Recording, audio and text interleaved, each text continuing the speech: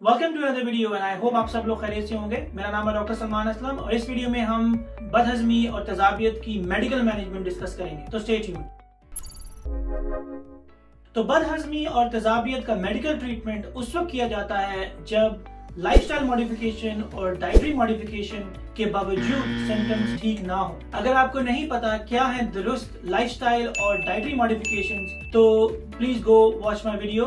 Link मैं ऊपर या नीचे डिस्क्रिप्शन में शेयर कर दूंगा। तो मेडिकल मैनेजमेंट स्टार्ट करने से पहले या करते वक्त स्टमक की इन्फेक्शन रूल आउट करना बहुत जरूरी है। एक बैक्टीरिया है जो इतनी सीवियर कंडीशन या एसिडिक एनवायरनमेंट में रहना पसंद करता है और मजीद एसिड प्रोडक्शन को इंक्रीज करता है, जिसे हम एच पाइलोरी कहते हैं। इसे बहुत आसानी से टेस्ट किया जा सकता है, जिसमें stool test, urea breath test या ब्लड टेस्ट शामिल है।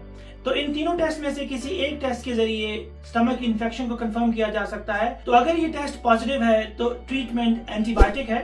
ये कोर्स आमतौर पर 2 वीक्स का होता है और इस कोर्स को कंप्लीट करने के बाद रीटेस्टिंग की जाती है टू मेक श्योर कि इन्फेक्शन कंप्लीटली एरेडिकेट हो चुकी है। कुछ पेशेंट्स में ये बैक्टीरिया बहुत रेजिस्टेंट होता है, जिनमें मल्टीपल कोर्सेज देने पड़ते हैं। तो अगर ये इन्फेक्शन है और आप सिंपल एंटासिड्स या ओमेप्राजोल जो कि पीपीआई है वो ले रहे हैं, तो सिम्टम्स लगातार आते रहेंगे, बल्कि वक्त के साथ साथ वर्स होते रहेंगे। और अगर एच पाइलोरी टेस्ट नेगेटिव है तो it's a good news.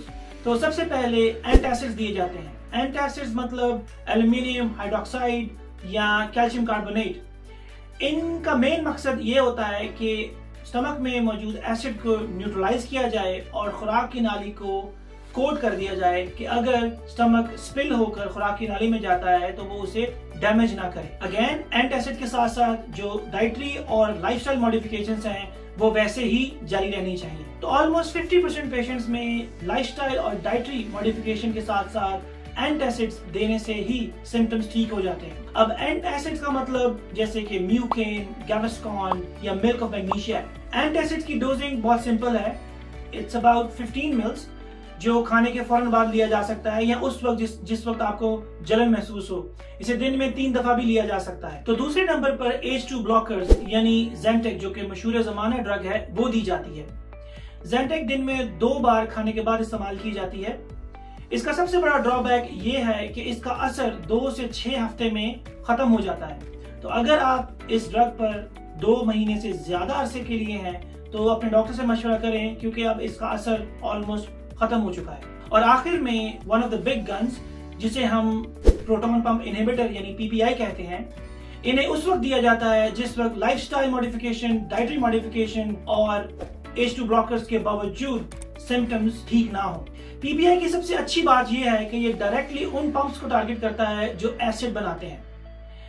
In pumps की प्रोडक्शन भूखा रहने से बढ़ जाती है, तो इसलिए पीपीआई को खाने का सबसे best time 30 minutes before breakfast है। इन्हें रेगुलर दिन में 2 बार खाया जाता है। पहला कोर्स 2 महीने तक का होता है और उसके बाद इसे स्लोली टेपर करके बंद कर दिया जाता है। अनफॉर्चुनेटली 3 में से 2 पेशेंट्स में पीपीआई बंद करने के बाद अलामात वापस आ जाती हैं। इसलिए बहुत जरूरी है कि अगर आपको बदहजमी या तेजाबियत के सिम्टम्स आ रहे हैं तो इन्हें अर्ली ऑन ही पकड़ा जाए और इन्हें अर्ली ऑन ही ठीक से लाइफस्टाइल और डाइटरी मॉडिफिकेशंस के साथ ठीक किया जाए। अब अगर अलामात पीपीआई बंद करने के 3 महीने के बाद जाहिर हो तो इन पेशेंट्स में सेकेंड कोर्स ऑफ पीपीआई दिया जाता है, जो अगेन 2 महीने के लिए होता है, लेकिन इस बार इसकी टेपरिंग बहुत स्लोली की जाती है। और अगर अलामात पीपीआई के बंद करने के 3 महीने के अंदर अंदर ही जाहिर होने लगे तो इन पेशेंट्स को ट्रीटमेंट लंबे अरसे के लिए लेना पड़ता है, मे बी 1-2 साल के लिए।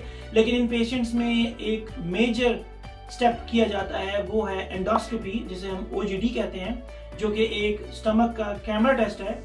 ये बहुत माइनर प्रोसीजर है। इट टेक्स अबाउट 10 मिनट्स, जिसमें कोई सर्जरी या कोई टांका वांका नहीं लगता, जिसके जरिए मेक श्योर किया जाता है कि कोई खतरे वाली बात तो नहीं है। और इन पेशेंट्स के अलावा एंडोस्कोपी उन पेशेंट में की जाती है जिसमें वजन बहुत ज्यादा घटने लगे, काले पखाने आने लगे, कोई फैमिली हिस्ट्री हो स्टमक कैंसर्स की, या फिर खाना निगलने में तकलीफ हो।